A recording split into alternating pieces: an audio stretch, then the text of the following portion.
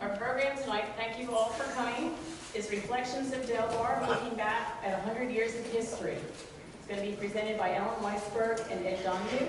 The presentation summarizes the history of Delbar from the early days in Philadelphia, the company's settlement in Perkasie, its growth and expansion. Please, step to your left. My left. The mic's going. You gotta go to my left, you're pointing to the right. Okay. My left. My left. Yeah, either way, just wherever you're standing, it's not working. Okay, so the presentation is 100, reflection of Delbar. Is that okay? Looking back at 100 years of history, presented by Ellen Weisberg and Edward Donahue. The presentation summarizes the history of Delbar from the early days in Philadelphia, the company's settlement in Perkasie, its growth and expansion to Telford, Tennessee, and Mexico. Recently, the Perkasie property has undergone adaptive reuse and became the Delbar Apartments. So I look to welcome Alan Weisberg and Ed Donahue.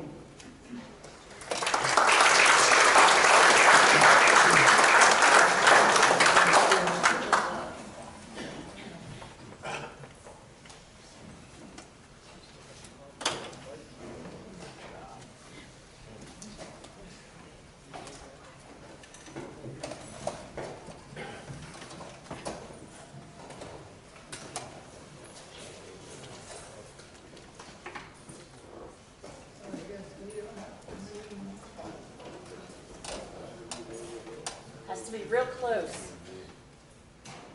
Swallow the mic. Yeah. Ellen, it has to be real close. Oh, I don't know about that. There you go.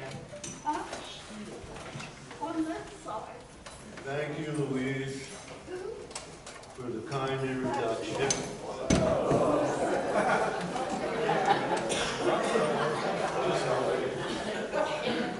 Good evening, members, guests, friends, and officers of the Perkasie Historical Society.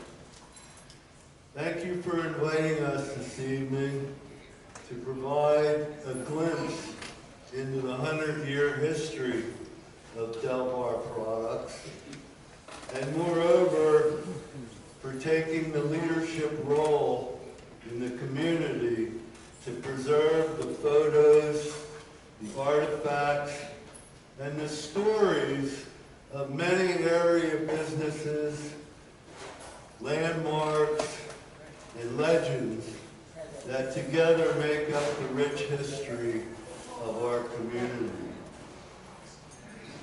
With us tonight is a very special lady who has generously given to the local community, to the church, and she proved to be essential to the growth and success of Delbar over many, many years.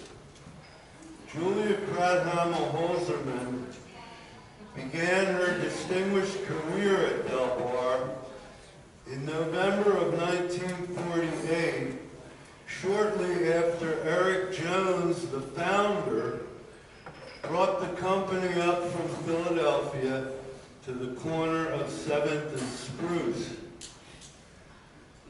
Julia served in various capacities from executive secretary to sales and office manager, and for many years as vice president of customer service.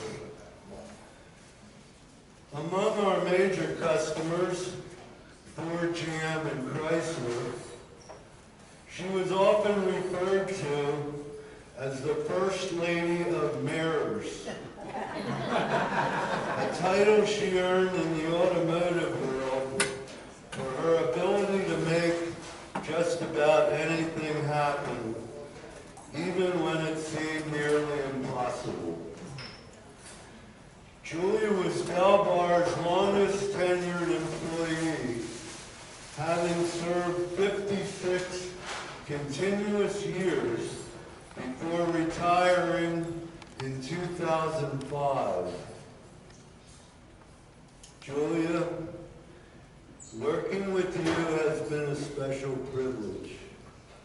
Thank you for your inspiration and your guidance through the years.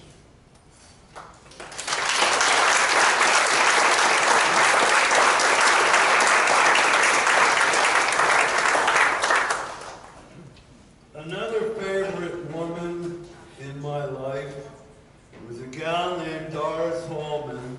She was my history teacher in 7th grade at Souderton High School, and she became a favorite of many, many, many kids over the decades that she taught there.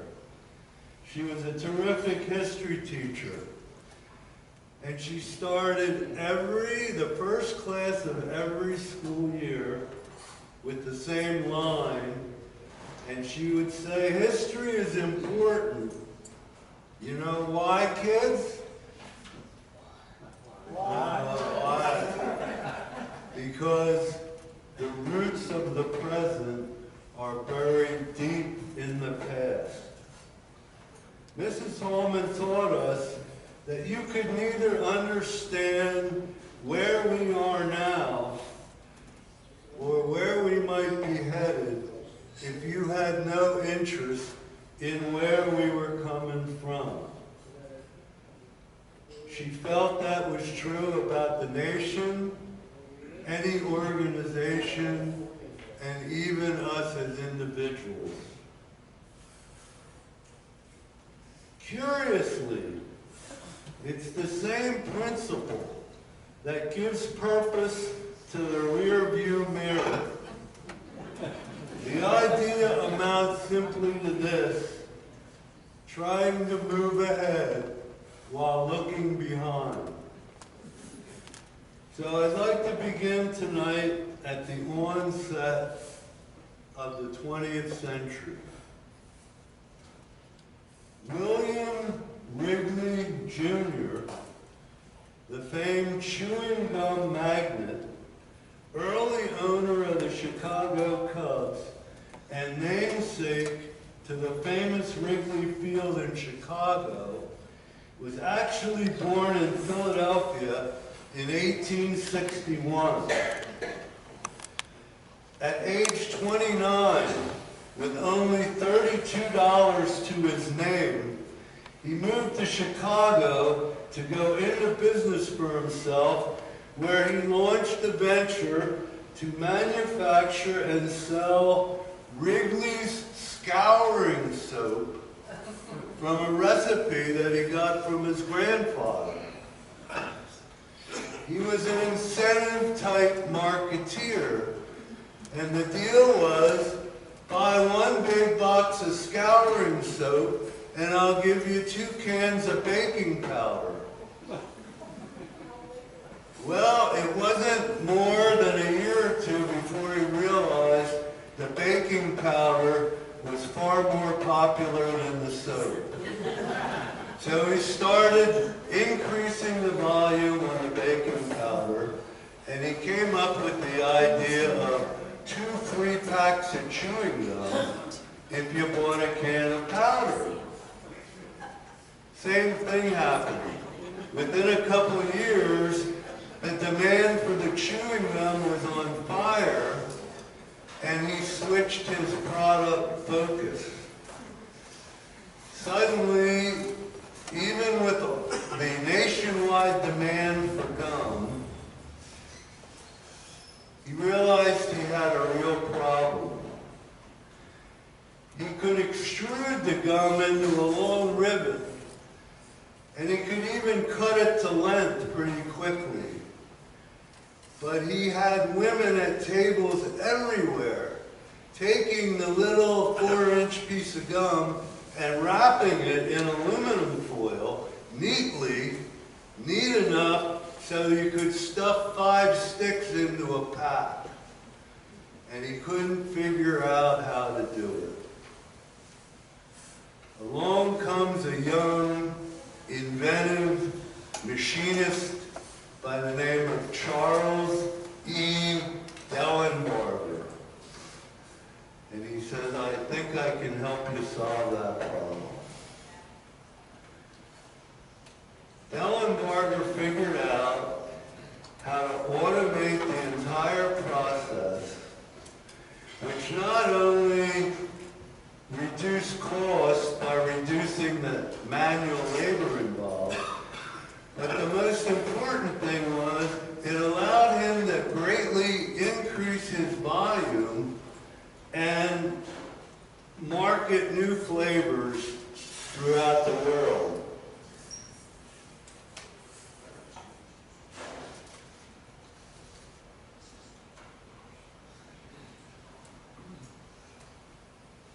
Delbar was so successful that he paved the way for spearmint, juicy fruit, and double mint to grow and prosper. And in 1923, Delbar moved to Philadelphia and went into business for himself as the Delbar Penley Machine Company. There were 4 or 5 gum companies in Philadelphia and New Jersey, and he wanted to design and build equipment for them. Delbar continued in the gum and food processing business right up until the start of World War II. He loved the business, but the government pressured him to turn his inventive genius onto military goods and military ideas. And he began to design and manufacture various types of defense equipment, including mechanical components for aircraft and gliders, training rifles, and munitions storage racks for ships, tanks, and planes. For his outstanding supportive effort, the company received the prestigious Army-Navy E Award for both the quality and quantity of the many critical military items he provided. Then in 1941, control of the company was purchased by L. Eric Jones, a Philadelphian who shortened the name to Delbar Products Incorporated. World War II ended, and in 1946, Jones, an IE, industrial engineer educated at MIT, suddenly had little to produce with the war ending. He purchased the property at 7th and Spruce from Arrow Safety Devices and took over Arrow's product line of automotive running and stoplights. Some may recall that the building previously housed the Eastern Pin Ticket and Tag Company, which I believe was the first resident of the building. Utilizing the company's ability to fabricate steel sheet and tubing, Jones began working on the development of a large rear view mirror for the heavy-duty trucking industry, one that would dramatically improve both the side and rearward vision to better handle the growing commercial traffic on America's busy post-war highways. The design became known in trucking circles as the West Coast Mirror, and Jones hawked the mirror at truck stops up and down the East Coast. His business grew slowly, with emphasis moving from automotive lighting to truck mirrors, and by 1953, sales volume had grown to $250,000 a year among his customers such as Mack International, Thomas Built, Metro, Orville, and White Motor Company. By the mid-50s, Delbar was successful in obtaining contracts to produce heavy-duty truck mirrors for Ford Motor Company, and by 1959, annual sales had grown to $1 million a year, though Eric Jones never lived to see it. He died aboard a yacht near Bermuda in the Caribbean. In 1948, a feisty, impatient, Selkirk High School fullback by the name of Raymond Bruner arrived at Delbar. Like most young hires, he was wet behind the ears, only 19, with little skill, knowledge, or experience. As Jones switched his focus from lighting to truck mirrors, he first taught Ray how to schedule and track production through the plant. Then he taught and assigned Ray the task of time study and the establishment of hourly production standards. Within 5 months of starting, he gave Ray the additional responsibility of managing the stock department. Then, because of Ray's outwardly expressed unhappiness with his pay that did not increase as that work was piled on, in less than a year he was terminated. After much thought and discussion, Jones reached out to Ray and brought him back, offering him a contract with no benefits, kind of like a final warning. That didn't work either. And after a few months, Jones ended the contract and let Ray go. Out of work for 6 months, Ray was eventually offered his job back, but under very specific conditions. Jones would teach Ray every single thing he could about business: manufacturing, engineering, law, money management. Jones would personally provide Ray with a near college level education at no expense. In return, Ray would agree to stay several hours after 5 p.m. each day without any additional pay. And if Mr. Jones didn't show up to the meeting on time, he left Ray a list of selected required reading of his old college textbooks that Ray was responsible to learn. The mentoring arrangement worked well, and Ray was placed in charge of production, and within 3 years, he was promoted to Delbar's vice president. And when Jones passed away in February '59 aboard his sailboat near Bermuda, his wife Elizabeth appointed Ray president. The company's growth under Brunner continued exponentially through the 1960s, with the introduction of new, smaller mirrors for the rapidly growing pickup truck and van markets, with substantial interest in Ford, GM, and Chrysler. Delbar also expanded its aftermarket business through jobbers and warehouse distributors.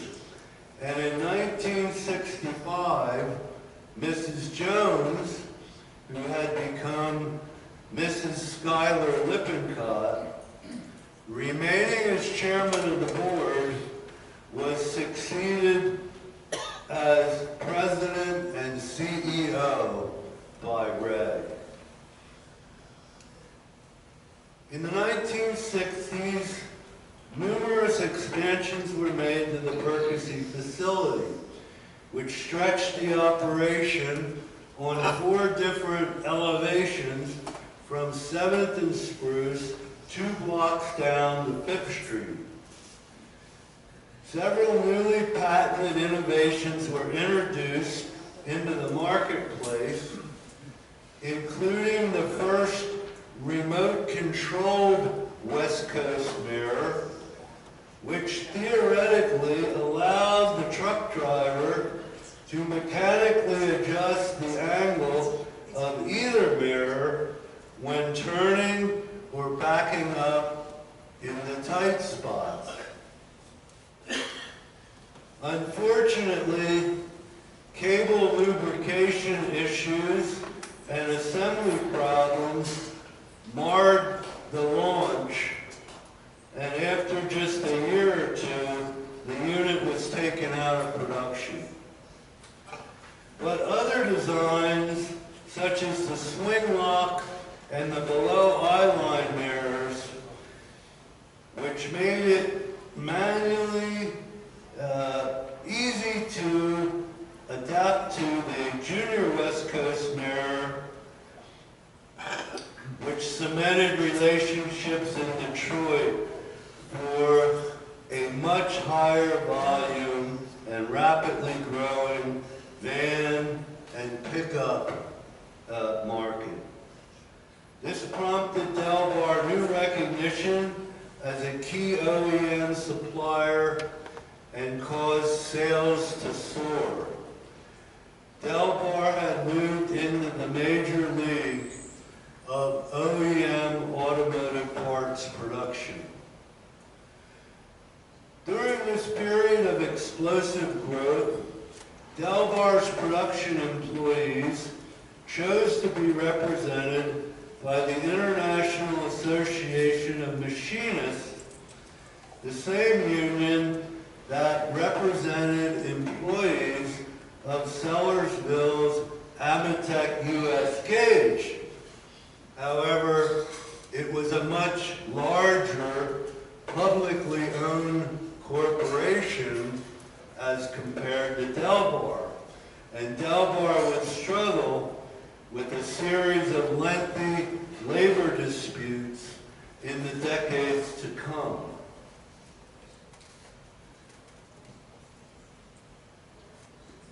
Following a long strike in 1969, a new building was erected in Telford for the warehousing of finished goods, and in 1973, the 60,000 square foot building doubled in size to 120 to accommodate assembly and packaging operations, which were moved there from Perkasie.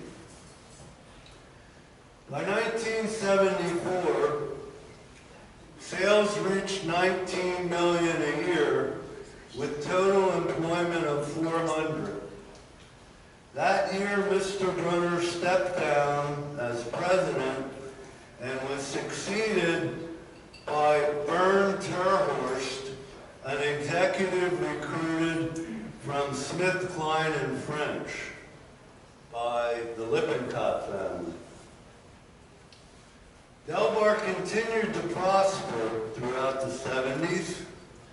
State-of-the-art cathode sputtering technology for the chrome plating of glass was added to the Telford plant, which allowed the company to better control the quality and cost of its reflective mirror glass, and expand into specialty mirror markets such as copiers, scanners, and transparent mirrors used in the casino ceilings all around the world.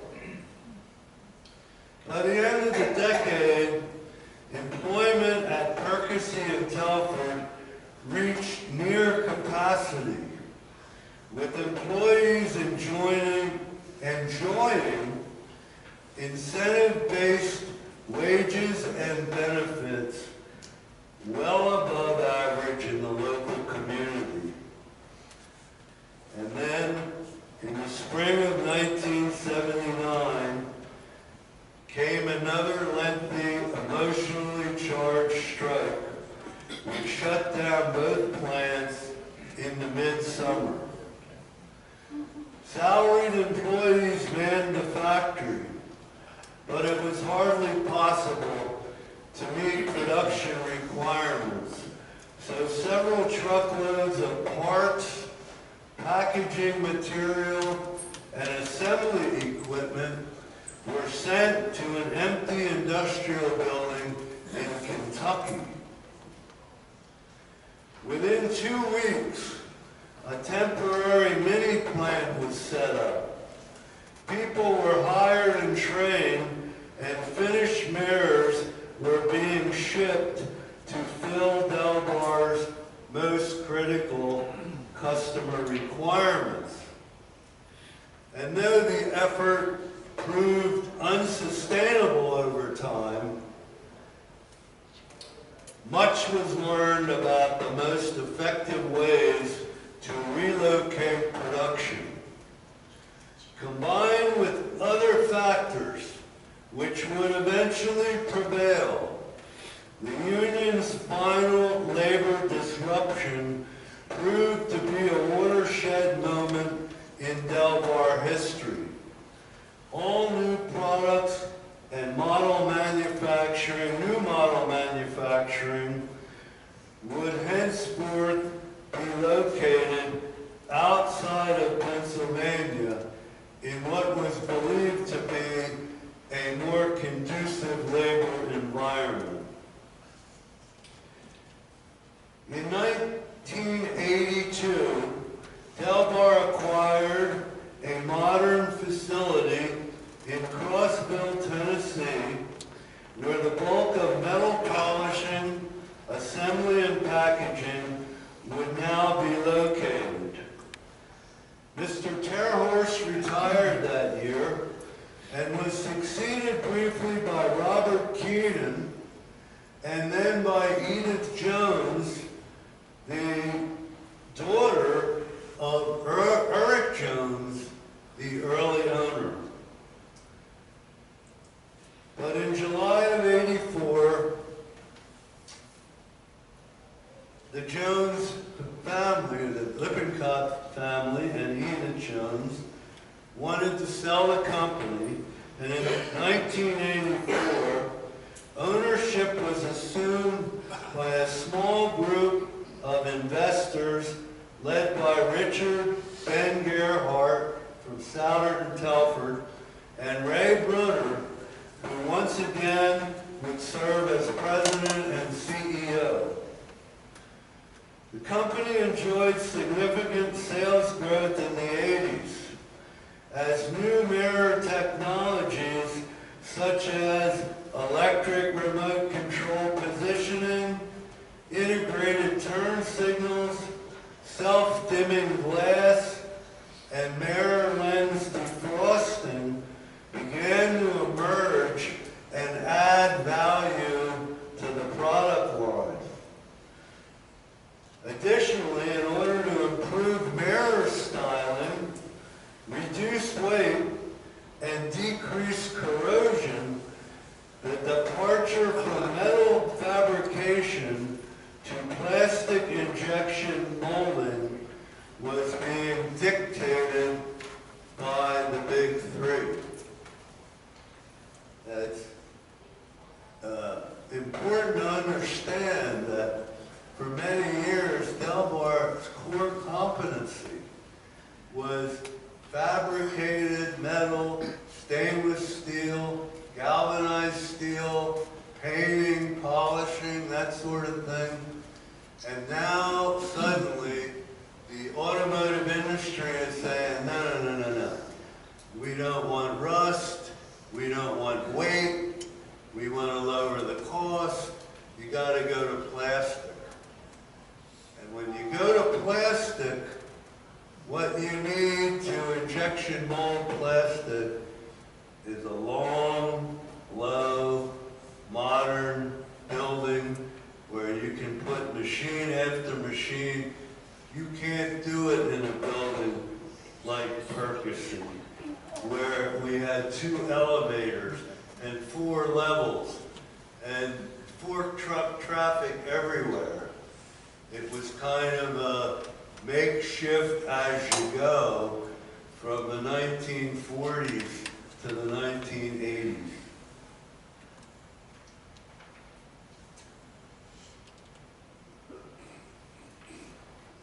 This, of course, proved to be another factor in the migration out of Pennsylvania. And in 1987, Delbar opened a modern new plant in Cookeville, Tennessee, about a half hour from the Crossville plant,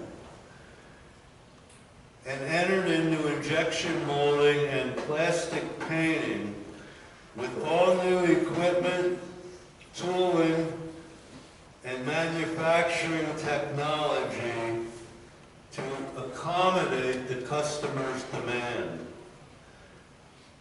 Mr. Bruner actively ran the company until the spring of 1988, when after finally becoming an owner in 1984, and having served 40 years with Delbar, Ray passed away at the way too early age of 59. In my own personal opinion, and it's only an opinion, there was no single individual who contributed more to the company's continuous growth, innovation, and long-term success, and especially what I call its unique corporate personality than Ray Brunner. He was then succeeded by Richard Ben Gerhardt, chairman of the board, and one of the original 1984 investors who happened to hold the majority share of the ownership. As chairman and CEO, Ben very capably ran the company for almost 20 years until his own death in May of 2007. During that period, the company expanded operations, acquiring a 3rd plant in Tennessee, and opened in Querétaro, Mexico in 1995. In 2002, with its new body color paint operation in Crossville, Delbar began supplying passenger car mirrors for the first time. During its 85-year history, the product line had become complex and sophisticated, with features that included power fold mechanisms, built-in turn signals, puddle lamps, automatic dimming glass, and more. Over the years, Delbar had been a formidable competitor, supplying nearly every major manufacturer of trucks, vans, and SUVs in North America. The company performed admirably, transitioning from expertise in metal fabrication to plastic injection molding and finishing. But the face of the mirror industry was changing. The key players, among which Delbar had been a leader for many years, were rapidly going out of business or consolidating with large, diversified corporations gobbling up smaller ones. OEMs were making new demands, including annual price reductions, regardless of whether the cost of material went up or not. A physical presence around the world in every country where they had automobile plants. We're putting up a plant in Vietnam. If you want to sell us mirrors, you better start thinking about putting a mirror plant in Vietnam to service us. We're not paying the freight from Perkasie or Telford, Pennsylvania.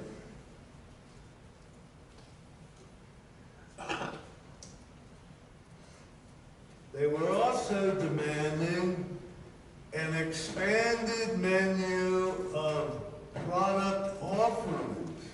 For example, listen, it's nice that you come out to Detroit to sell us mirrors, and we love talking to you guys about mirrors. But you know what we need from you? We need door handles, we need armrests, we need everything that goes on the door. So if you want to put the mirror on the door, start thinking about where you're going to produce all the other stuff so we can do one-stop shopping instead of talking to 20 different groups of engineers, salespeople, da-da-da-da-da. You come in and sell us everything for the door.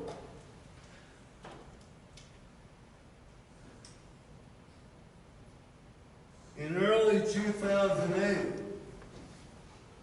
Delbar ceased activity in Pennsylvania and sold much of its assets in Tennessee and Mexico to a company called Perkasie International, a multinational corporation headquartered in Spain with 9,000 plus employees in 19 countries throughout Europe, South and Central America, and Asia. The only place they couldn't make mirrors was in the U.S. And they wanted what Delbar had. They didn't want Telford. They didn't want Perkasie. They didn't want the West Coast big heavy-duty truck mirrors. They wanted F-150 mirrors, Econoline van, Chevy and GM truck, all the high volume, millions of mirrors a year.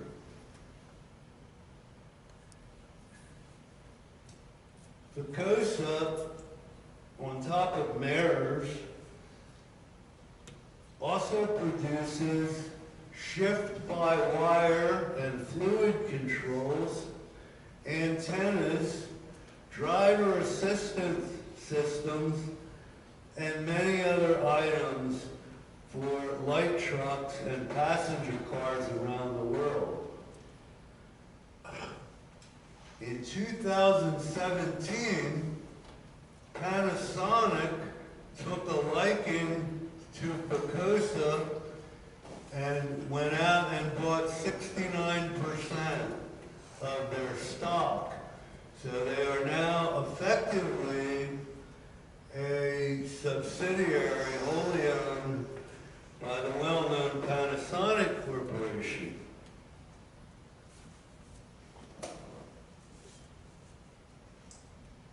I thought it was a coincidence that I read in 2008 when Delbar was bought out by Perkasie.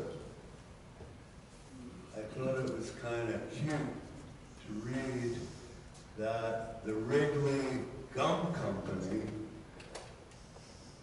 family-owned company, was bought out by Mars Candy Corporation right around the same moment.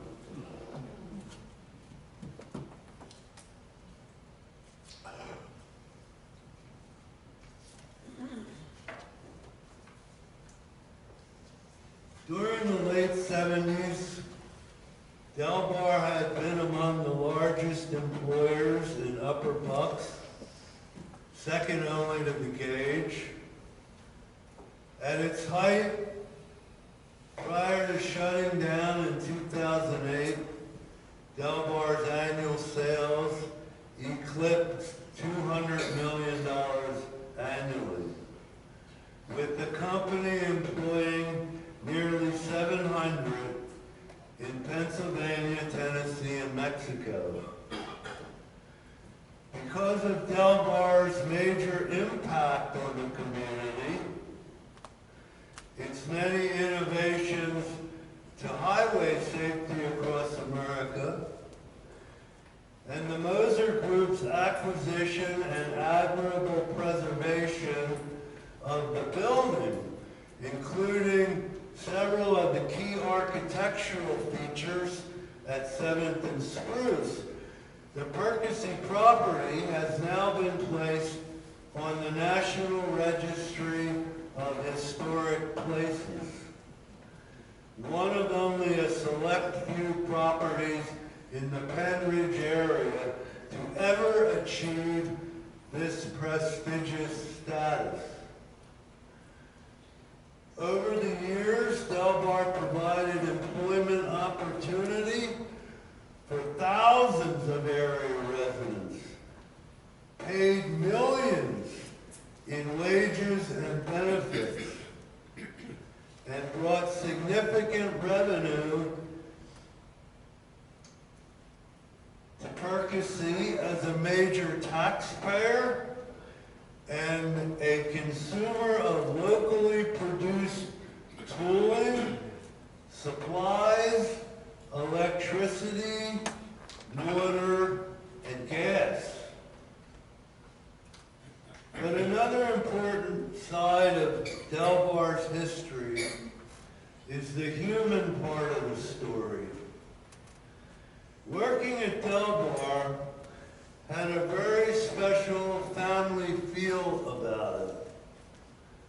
A camaraderie that was based on teamwork and accomplishment, with many positive memories and relationships that went far beyond a paycheck. I'd now like to introduce you to Mr. Ed Donahue. Upon returning from his service in the Marine Corps, Ed began employment as an hourly Delbar production employee in the Perkasie plant. Because of his leadership ability, outstanding character, and people-oriented style, he quickly worked his way into assembly management and eventually to manufacturing manager over both the Perkasie and Telford facilities. Ed was one of my earliest mentors within the organization, and he stayed with the Delbar ship right until the end, remaining aboard to keep a watchful eye on the safety and security of the shuttered Perkasie building. Please join me in welcoming my colleague and very good friend, Ed Donahue.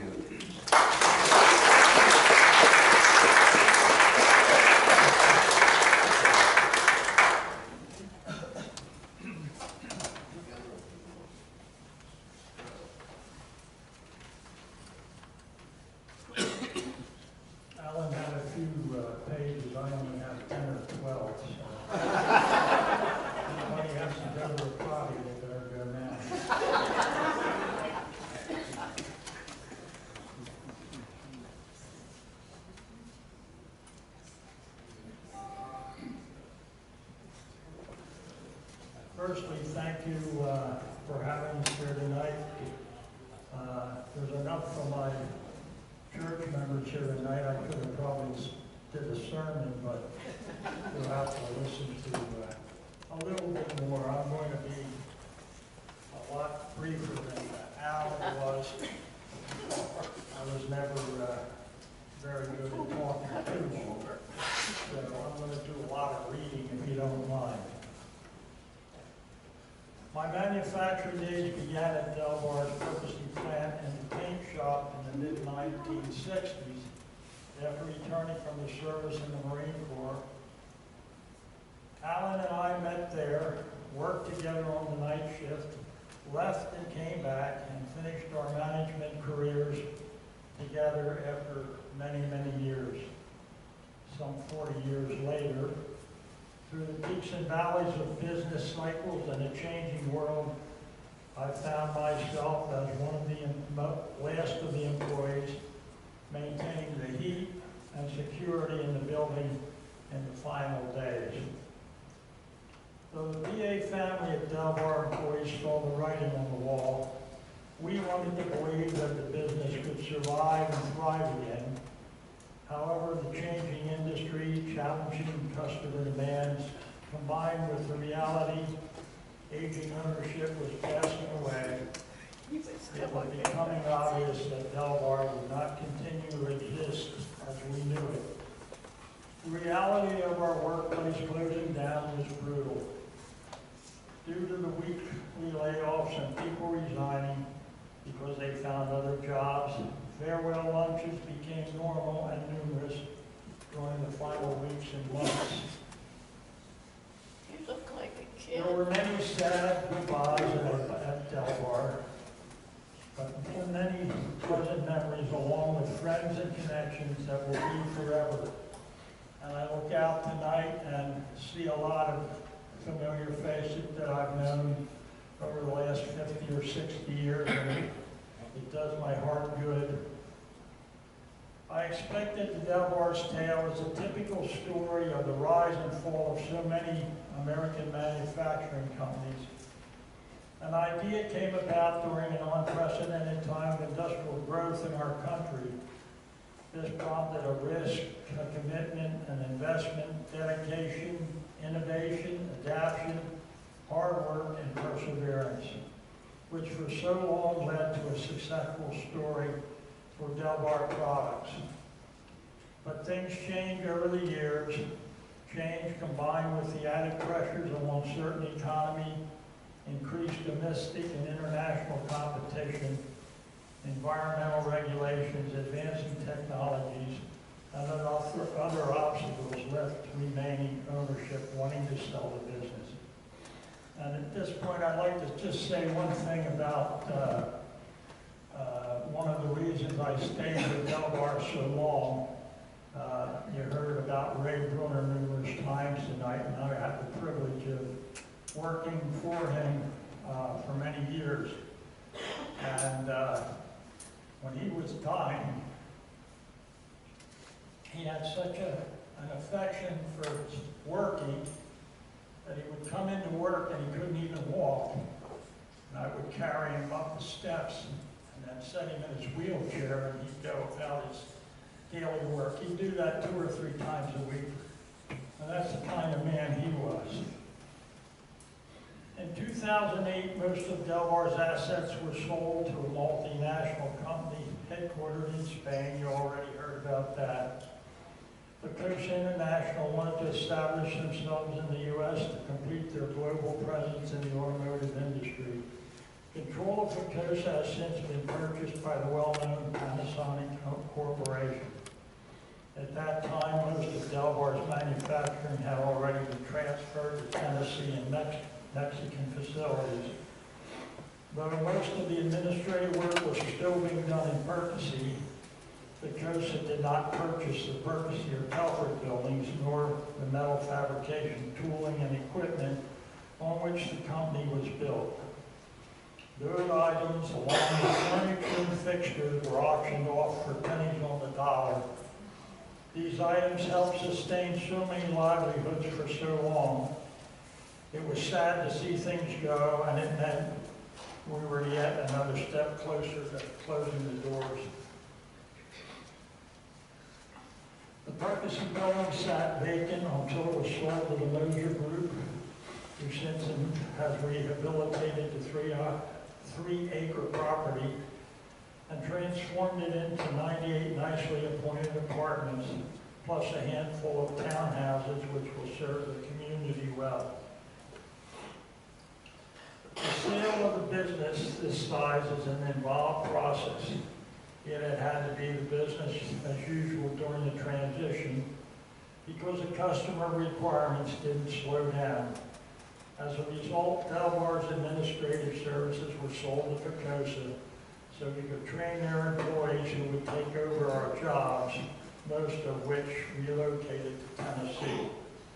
It was challenging and sometimes awkward for all parties. There were communicative language issues and process and procedure differences. Delbar employees had to share their knowledge while relinquishing responsibilities and letting go of their livelihoods. The Perkasie folks were gracious as they had to get with the program quickly while in a foreign environment, needing to rely on people who were losing their jobs to them. We all did our jobs professionally, and the transition was a success. Perkasie continues to make rear-view mirrors in Tennessee, but no longer under the Delbar name, which is not believed to be under the control of Panasonic, which you've all heard about. But what a history Delbar has had. Alan touched upon some of the Delbar's innovations and benchmarks. Delbar was an innovator, an early leader in rear-view mirrors. We were a major supplier to the big 3 automakers. And when Alan mentioned to you about the process of dealing with the big 3, where you don't tell them how much the price is going to be, they tell you how much it's going to be. And you have to figure out how you're going to make that work. But we managed to do that at any rate. When out about with others, I was always proud to point out and claim that my company made the mirrors on that certain vehicle that would be driving by. Making automotive mirrors was a big deal that came with big expectations and ever-changing demands with the customers. We didn't just make mirrors, we were involved with the customer in the early design and development of the products, as well as the tools and testing equipment required to build, validate, and certify each model. And I mean right down to a gnat's eye.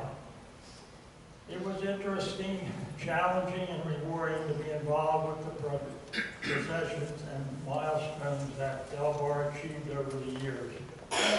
Automation, computerization, and organizational improvements were always in the works. Be it lean manufacturing techniques, continuous improvement efforts, total quality programs, system implementations, and conversations. And conversions. There was always something better or new to strive for. Just keeping up with changing times created great learning opportunities for employees. It is people that make a business run, and we had the best. And Delbar employed a lot of people and a big part of our local economy for decades. In addition to Delbar's innovations and fine products, they are still in use today. Another part of Delbar's legacy is the human relationship that it fostered. Husbands and wives, parents, children, siblings, aunts, uncles, and cousins work together there.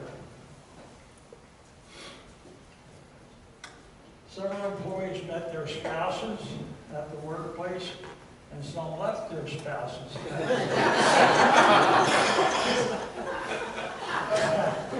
Family dynamics were changed while under Delbar's employ. Babies were born and people passed on. Lifelong friendships were built at the workplace. Fun things things like showers, parties, picnics, help forge relationships. The daily job, responsibilities, departmental interaction, personal respect created the sense of teamwork. Delbar paychecks sustain households and raise families, and now the pension plan provides stable retirement benefits. At least I hope so. Good people making a good product made Delbar a good place to work for a good long time. There is something to be said about local ownership that has an interest and a presence and is accessible in the business. Delbar's ownership almost always had an in-house executive president. It makes it personal and can instill such a sense of pride for both ownership and employees. It was nice to walk down the hall and be greeted on a first-name basis by the owner who signed your paycheck and who had an idea of what you did for the organization. Sure, there was turnover within the organization, but it was more the norm for employees to have at least 10 years service with the company. That says something about the level of commitment from both the employer and the employee. A good work location, paying good wages and benefits, fostered years of service was created a Delbar family feeling. That's a hard thing to obtain in today's workplace, but it speaks for the people who made the place where we enjoy working. We were lucky, and the alumni of Delbar are largely proud of their service and the quality products that were produced. Delbar grew up in Perkasie, so much of its history was made here. Delbar people, products, and facilities won't all stand the test of time, but history does. So we appreciate the Perkasie Historical Society for inviting us this evening to share a little bit of the story of Delbar and for the interest in archiving so that it will be available for future generations. Thank you so much for having us this evening, and from all of us who were a part of the Delbar Products family.